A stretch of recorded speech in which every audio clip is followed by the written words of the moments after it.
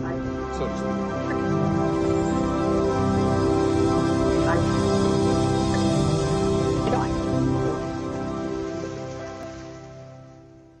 1992 was a year of kings. There was the LAPD beating of Rodney King, videotaped from an apartment balcony, and the hovering coverage of TV cameras and helicopters circling the city as the public rebelled. It was nearly 25 years after the assassination of Dr. Martin Luther King, and Bill Clinton, a child of the 60s, was campaigning to become commander-in-chief, a king among the contenders. Hold on just a minute. Here's Larry King. Hello? Then there was Larry King, who was anointed as the father of talk show democracy because TV viewers could phone his program and ask the candidates questions on the air. The viewer calls to King's show was seen as a seed of a future TV democracy in which citizens could vote for a candidate or pending legislation by picking up a special remote control and voting yes or no. Taking viewer calls on Larry King's show is TV evangelist Pat Robertson, whose organization, the Christian Coalition, seeks working control of the Republican Party by 1996. I'd like to ask Mr. Robertson two quick questions. One, what he thought about the Bush Quail commercials. Were they effective? Should they have had more family values on them? Also, how can you say you want a party of inclusion when you're so blatantly anti-gay? Behind the scenes and off the air, Robertson's media advisor tells Robertson how to turn around or spin the caller's question. You take the one sentence, turn it around completely. Remember, you're answering the question. Okay. You can talk about anything you want to. Well, I am moved. I want a kinder and gentler nation. This Bush campaign phrase was written by spin doctor and speechwriter Peggy Noonan. Because America is so infused by media that we are all spinning in a way. We're embellishing our story. Embellishment is okay. There's... What's not okay? Where does spin the begin? The disingenuous part, the calculating, this isn't the whole truth part. If he tries to corner you on Buchanan, do the same thing, slide off it. Go back to the inclusion. You gotta expand the party, and you gotta bring everybody together. You can't worry about the problems of 1992. You gotta look ahead to 96. Focus on the future. So to speak.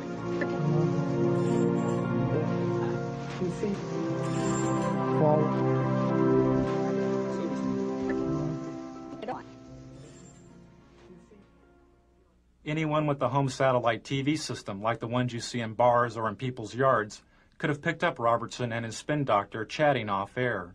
Dish owners are able to receive two types of TV. One is the regular TV programming you normally see on cable or the broadcast networks. Is that Helmstead still the next one?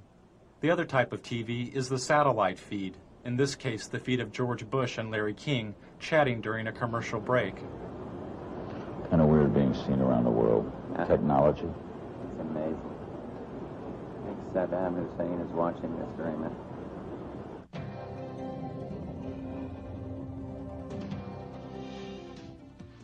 Satellite feeds are used by the networks to transmit images of news events from around the world. An event covered by the network is transmitted up into space to a satellite. The satellite receives and retransmits the image of the event back down to Earth to the network's headquarters, where the video image is edited and contextualized as television. The home satellite dish owner can watch regular TV, or they can tune in the satellite feed and see the event before it has been packaged by the networks as television. In 1992, I bought a couple of satellite dishes and spent the entire year flipping through the channels looking for feeds. I'd lock onto a satellite and go channel by channel through its transmission, recording the feeds. Then I would move on to the next satellite, and the next one, and the next one. By the end of the year, I'd recorded more than 500 hours of feeds. Don't put a lot of that garbage on it. What is this? Are we on the national... Can we turn that on? I don't want to be on national television being made up. We're just turning the camera away from him, so you can be made up. Some of the feed guests knew, and some didn't know, their images were being broadcast, unscrambled and visible, to over 3.5 million dish owners across North America. Those who knew they were being watched attempted to stay out of satellite TV's wide frame. But after spending hours a day inside of a television studio, television had become their home.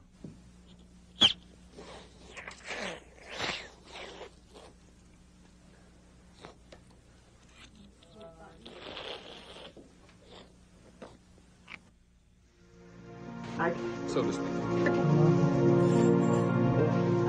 You see? So to speak. Get on. 1991 and 92 had been years of political extremes for George Bush. After the Gulf War in 1991, he had the highest approval rating of any president in modern history. But as the U.S. economy fell, so did Bush's ratings and his health. He and the First Lady Barbara Bush developed a thyroid condition known as Graves' disease. As Bush's ratings fell further, he decided to appear on Larry King's show. His appearance marked the first time a U.S. president had been on a call-in talk show in over 15 years.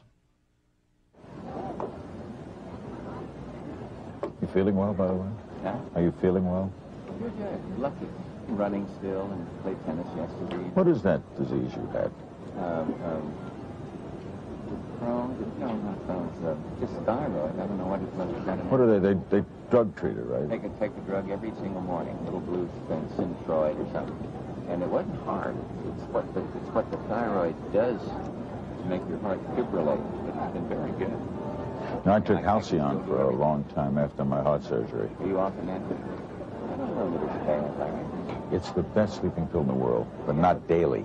No, oh no. Okay. Now it's gotten such a bad rap. Halcyon had gotten such a bad rap that its product license in Britain was provisionally withdrawn.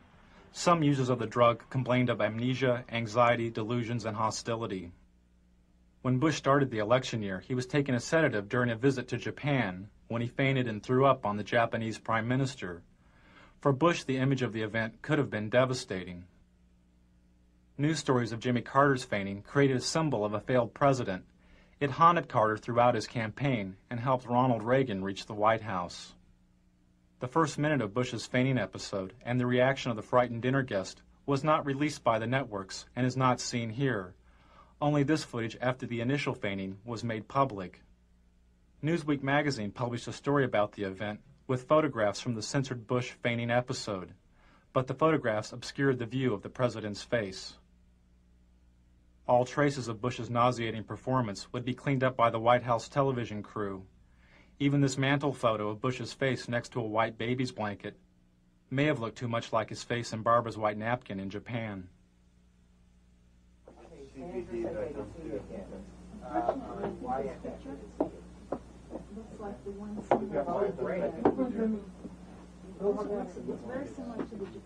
You want to take one of Anna? You got it. Do whatever you need to do. So to speak. You see? So to speak. Get on. You see? You want This is the White House television studio, the satellite TV hub, which the president used to make news. From the White House studio, Bush would go up on a satellite, give a 5-minute interview with a local news anchor, disconnect, hook up with another local news anchor, give an interview, disconnect, hook up with another one, and do this again and again and again. This type of satellite whistle-stop campaigning is called the satellite tour. This is a technician at the White House hooking up with TV stations in South Carolina and Florida for a satellite tour by Barbara Bush. Channel 4, do you read us in Washington? WYFF. Come in, come in. Remember that every single man, woman, and child in the state of South Carolina awakens to a freer, safer world because of George Bush. WIS, do you hear us in Washington?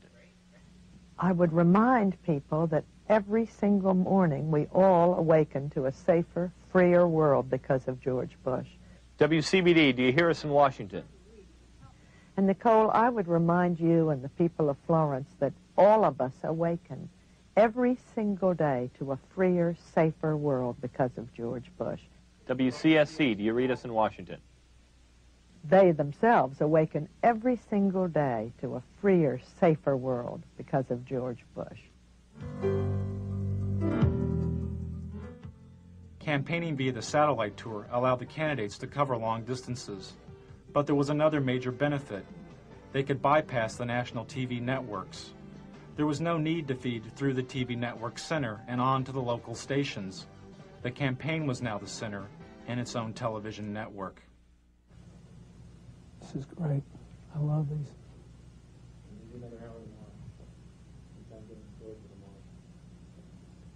Can we do any more? We do some now. We do those two now. Got to do some more in Florida and Texas. Have we done all of Colorado today? Yeah, we got one more Today.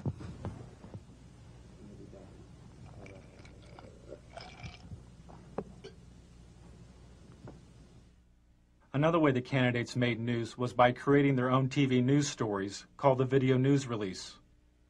The Video News Release was given free of charge to local TV stations. Sent via satellite by the candidate, the Video News Release consisted of a campaign-produced TV news segment, complete with intro text for the local TV anchor to read, and a news story edited by the campaign. I feel I have the experience and leadership to take America in new directions. One new direction, Job Training 2000. Mr. Bush's plan to retrain blue-collar workers and the unemployed for new job opportunities. The country's 11 largest business organizations endorsed. Nearly all the major candidates placed a video news release on local television, and nearly half the local TV stations which aired the releases didn't report that they had been produced by the candidate. For instance, this story's reporter, Michael Caputo, wouldn't be identified as working for the Bush campaign. Primaries March 17th. In Washington, this is Michael Caputo reporting. The campaigns had to pay out of their own pockets to produce the satellite media tours and video news releases. But their best and cheapest way of making news was through the TV talk shows. And the candidate's talk show of choice was CNN's Larry King Live, which made the front page of the New York Times 57 times during the election year. Before Al Gore was famous, Tammy, on his book tour, he drove over to Mutual Network all by himself, came up in that great Crystal City elevator. I still remember the day I became famous. Yeah. When your column in USA Today came out. On that thing, that book. I always remember the card you sent me. For the networks, making news meant making profits, as the candidates made nearly 100 talk show appearances. Tell Bill if he'd do that thing in New York, it'd be terrific. He's so good at this. Clinton. Yeah. One of the problems with staying on a bus too long is the two of you guys are so good on media. Towards the end of the election, candidate appearances increased TV talk show ratings an average of 40%. You know what you ought to do? You ought to come out on the bus trip with us one day. We could do a joint interview from the bus. Larry King said the campaign ratings bonanza turned the election into a TV miniseries like Roots or The Thornbirds. We're out of time. You can invite us on the bus. Okay. We have plumb run out of time. Thanks for coming, Al. I'd like to invite you to come on the bus with us. 1992 was probably an historic first, as a major network's advertising revenues from its political coverage made more money than it cost to report the campaign. For CNN, the election was a watershed, as the network received its highest ratings since the Gulf War. But I want him to finish the thought here. That's the one break we have to hit live. It's an around the world break. Hard to believe we're being watched in 151 countries. It's scary. I'm in Israel. I'm at the Wailing Wall. True story. Israel. Never been there before. There with my brother. I'm Jewish. It's my culture. Stand there as an old rabbi, davening. He's praying. Old, a religious Jewish man. He looks up at me and he says, "What's with Perot?" I swear to God, what's with Perot?